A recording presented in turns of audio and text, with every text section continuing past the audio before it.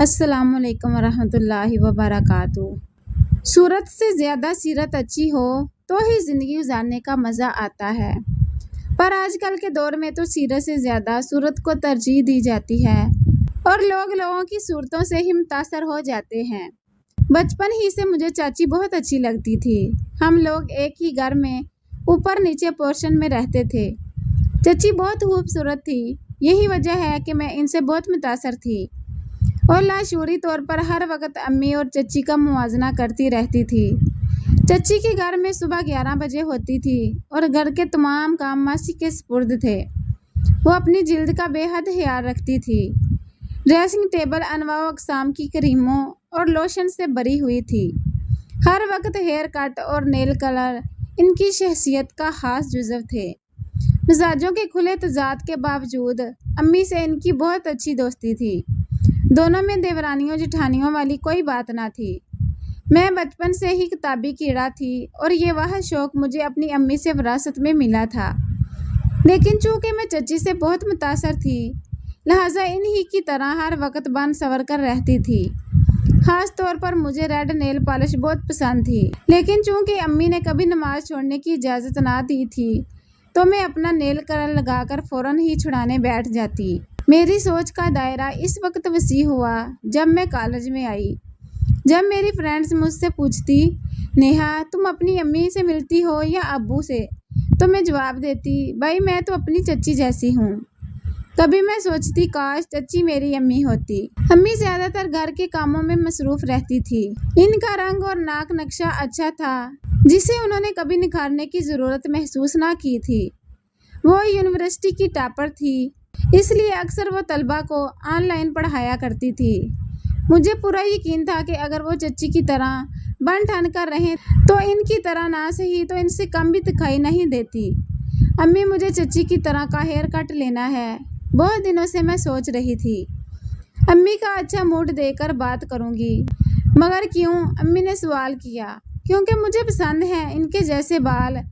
میں نے ضد کی، مگر بیٹا مجھے آپ کے لمبے بال ہی پسند ہیں۔ امی نے جواب دیا، ہمیشہ ہی ایسا ہوتا۔ امی منع نہ کرتی مگر حامی بھی نہ بھرتی۔ میں ٹھہری اچھی بیٹی، سو نہ چاہتے بھی میں امی کی بات سے اختلاف نہ کر پاتی۔ یار نیہا تم نے کبھی ہمیں اپنے گھر نہیں بلایا۔ بس اس ویکینڈ پر ہم تمہارے گھر آ رہے ہیں، ہمارے گروپ کی انم نے کہا۔ اچھا موسٹ ویلکم، میں بس اتنا ہی کہہ سکی۔ آنٹی سے کہنا اچھی اچھی ڈشز بنا کر رکھیں، ہمیں امید ہے تمہاری امی بھی تمہاری طرح ڈیشنگ ہوں گی، صفیہ بولی۔ اور یہاں مجھے نئی فکر نے آ لیا۔ گھر آ کر میں امی کے سر ہو گئی، امی آج آپ فیشل کروانے چلیں۔ امی حیران تھی۔ دراصل اس ہفتہ میری فرینڈز آ رہی ہیں تو میں چاہ رہی تھی آپ ان کو فریش نظر آئیں۔ میں نے اٹکتے اٹکتے وجہ بتائی۔ اچھا چلو چلتے ہیں۔ امی میری بات سن کر مسکرا دی اور جب وہ فیشل کروا کے آئی تو مجھے لگا وہ واقعی چمک رہی ہیں۔ نیہا اپنی فرینڈز کو لنچ پہ انوائٹ کر لینا، امی نے کہا۔ جی اچھا امی، میری ایک بات اور مان لیں، جب میری فرینڈز آئیں تو آپ چچی سے کوئی اچھا سا جوڑا لے لیں پہننے کے لیے۔ امی نے تیز نظروں سے مجھے گھورا۔ اصل میں چچی کے کپڑے بہت اسٹائلش ہوتے ہیں نا، میں نے جلدی سے وضاحت دی۔ بیٹا شیر کی کھال پہن لینے سے گدھا شیر نہیں بن جاتا، امی نے جواب دیا اور میں خاموش ہو گئی۔ آخرکار ویکینڈ آ گیا۔ یہ لوگ کالج سے میرے ساتھ ہی آئی۔ میں نے ان کو خاص طور پر چچی اور امی سے ملوایا۔ جاتے وقت شیزا بولی، نیہا تمہارا گھر اور گھر کے لوگ بہت اچھے ہیں، خاص طور پر تمہاری گریس فل سی ماما مجھے بہت پسند آئی، بہت لکی ہو تم۔ انہوں نے چچی کا ایک دفعہ بھی نام نہ لیا، حالانکہ میں تو سوچ رہی تھی کہ وہ کہیں گی تمہاری چچی بہت اسٹائلش ہے۔ بہرحال اپنی امی کی تعریف سن کر مجھے لاشعوری طور پر بہت خوشی ہوئی اور اس کے بعد میں نے کئی مرتبہ نظروں کا زاویہ بدل کر امی کو غور سے دیکھا کہ امی میں وہ کیا تھا جو مجھے کبھی نظر نہ آیا۔ میں نے اکثر اپنے خاندان میں دیکھا امی کو ہر جگہ اہمیت دی جاتی، ان کو ہر معاملے میں بہت عزت دی جاتی تھی، لوگ ان کو دیکھ کر ان کے لیے اپنی جگہ خالی کر دیتے۔ بہت سے لوگ مختلف معاملات میں مشورے کے لیے گھر آیا کرتے تھے۔ کئی سالوں بعد یہ بات میری سمجھ میں آئی جب میرے شوہر نے مجھے کہا، نیہا تمہیں پتہ ہے تم بالکل اپنی امی جیسی ہو۔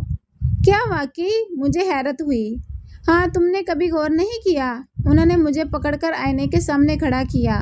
دیکھو، وہی ذہانت سے بھری ہوئی آنکھیں، وہی وقار اور ویسے ہی خوبصورت لمبے بال۔ میں نے اپنی امی سے کہا تھا، شادی کے لیے لڑکی بھلے خوبصورت نہ ہو مگر اس کے بال لازمی خوبصورت ہونے چاہیے۔ وہ میرے بالوں کو دیکھتے ہوئے بولے۔ میری امی کے عام سے چہرے میں وہ ہاس کیا تھا جو مجھے کبھی نظر نہ آیا۔ وہ اپنے فارغ وقت میں ہمیشہ کتابیں پڑھتی پائی جاتی تھی۔ وہ علم کے سمندر میں غرق تھی جو ان کے ماتھے پر نور بن کر چمک رہا تھا۔